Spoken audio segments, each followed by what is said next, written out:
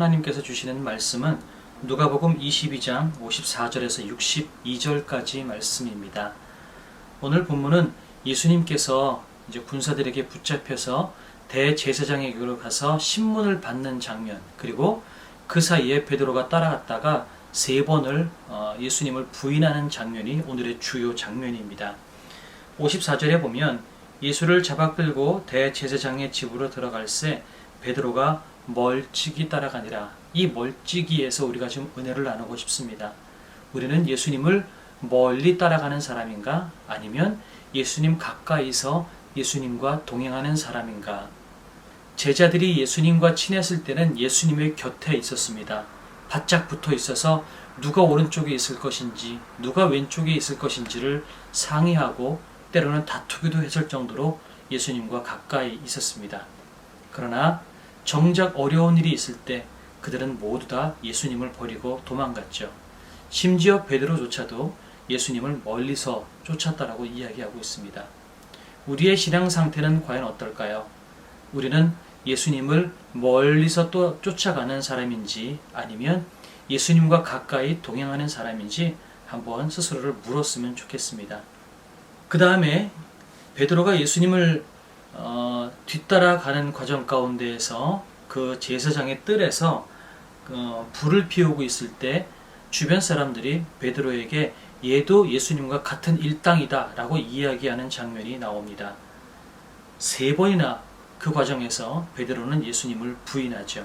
그런데 두 가지를 나누고 싶은 것은, 그러면 베드로가 실패한 사람인가? 물론 실패했다라고 볼 수 있을 것 같아요. 그런데 거꾸로 생각하면 베드로가 그나마 그 제자 중에 제일 용감했던 사람이 아닌가 생각이 듭니다.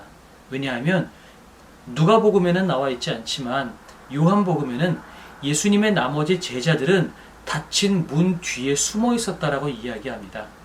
다른 제자들이 문 뒤에 숨어 있을 때 적어도 베드로는 용기 있게 뜰 안까지 들어와서 적진 깊숙이 들어와서 그 안에서 불을 쬐고 있었고 예수님의 신문하는 장면을 가까이서 볼 수 있었다라는 거죠. 그렇게 보면 다른 제자들보다는 적어도 베드로는 좀 더 용기 있었고 조금 더 제자다운 모습 같이 보입니다. 그러나 그런 베드로조차 예수님을 세 번이나 부인합니다.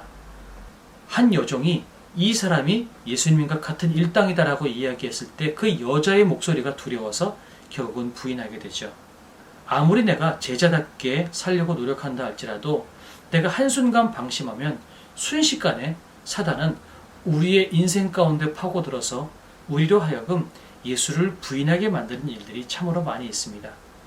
예기치 않는 사건들, 예기치 않은 일들을 통해서 순간적으로 두려움을 느끼게 되고, 이럴 때 나는 예수를 부인하지 않으면 살 수 없겠구나 라는 절박함에 내몰리게 될 때가 있다는 거죠. 이런 상황이 우리 가운데 덮쳤을 때 우리가 이것을 이길 수 있는 방법은 항상 깨어서 기도하고 내가 그리스도의 제자라는 정체성을 잊지 않고 살아나가는 것이 참 중요할 것 같다라는 생각이 듭니다. 그러다가 새벽닭이 울었을 때 참 극적인 장면이 나옵니다. 61절에 보니까 주께서 돌이켜 베드로를 보시니 베드로가 주의 말씀 곧 오늘 닭 울기 전에 내가 세 번 나를 부인하리라 하심이 생각나서 밖에 나가서 심히 통곡하니라. 저는 여기서 주께서 돌이켜 베드로를 보시니 이 말씀이 참 가슴에 많이 찔려와요. 어떤 마음이었을까? 그 눈빛을 봤던 베드로는 어떤 심정이었을까? 지금 예수님은요, 안나스, 예전 대제사장인 안나스에게 신문을 받고 그 다음에 현직 대제사장인 가야바에게로 신문을 받으러 이동하고 있는 과정일 겁니다. 그러니까 안나스에게 있다가 가야바에게로 질질 끌려서 가고 있는 과정인 거죠. 이렇게 질질 끌려서 이동하고 있는 과정에 그 예수님이 질질 끌려가는 그 모습, 그 상태에서 고개를 돌려서 베드로를 쳐다보고 있는 거죠. 무슨 뜻이었을까요? 거봐라 이놈아, 너 호언장담하더니 꼴 좋다. 그랬을까? 저는 그렇게 생각하지 않아요. 그 예수님의 눈빛은 용서의 눈빛이 아니었을까요? 나는 이미 널 알고 있었다. 이미 그런 거 알고 있다.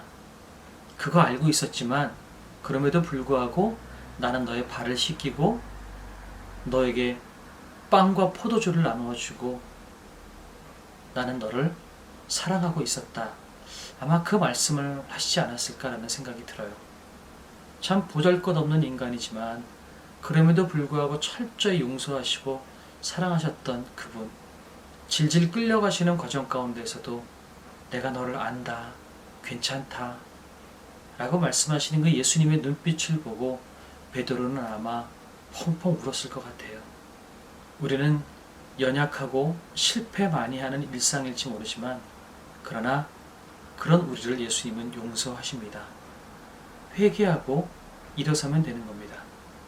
주님은 그런 우리도 끌어안아 주시고 사랑하시고 용서하신다라고 말씀하십니다. 오늘 그 예수님의 눈빛이 저와 여러분을 향해 있습니다. 그 예수님의 눈빛을 오늘은 좀 묵상하면서 나를 이렇게까지 사랑하시는 그 주님의 사랑과 은혜 아래 오늘도 잘 살기를, 오늘도 멋있게 승리하며 살아나가기를 그렇게 기도하며 사는 우리 반석교회 성도님들이 되셨으면 좋겠습니다.